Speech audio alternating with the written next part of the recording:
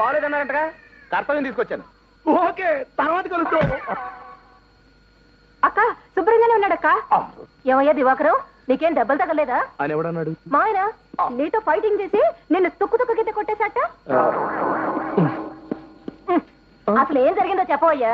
దివాకరం బుద్ధుందా లేదా నీకు? అసలు ఏం జరిగిందో చెప్పవయ్యా. అదేనండి, మీ ఆయన భాగ్యంతో కలిసి. దివాకరం చెమట లెక్క తీసేస్తాను నేను. ముందు ఏం జరిగిందో చెప్పు. వద్దండి, నా నోట్లో నిజాలు దాగడం లేదు. నన్ను ఇబ్బంది పెట్టకుండా వదిలేయండి ప్లీజ్. చెప్తే గానీ కదలియం. ఏం జరిగిందో చెప్పు ముందు. దివాకరం మీరు బాగా ఓల్డ్ అయిపోయారంటండి, అందుకని మిమ్మల్ని రూమ్ లో పెట్టి లాక్ చేసి గ్యాస్ స్టవ్ ఓపెన్ చేసి చంపేస్తా అన్నాడు. మీకు థమ్స్అప్ అంటే ఇష్టం కదా, అందులో నలుగురు మంది కలిపి చంపేస్తా అన్నాడు. ఆ తర్వాత భాగ్యంతో ముచ్చటగా మూడో కాపురం పెట్టడానికి రాత్రి బాబులో ఇంటర్వెల్ ఇవ్వకుండా తెగ ట్రై చేస్తున్నాడండి. ఈ విషయం భాగ్యానికి తెలిసి ప్రియుడని కూడా చూడకుండా పచ్చడి కింద కొట్టేసిందండి.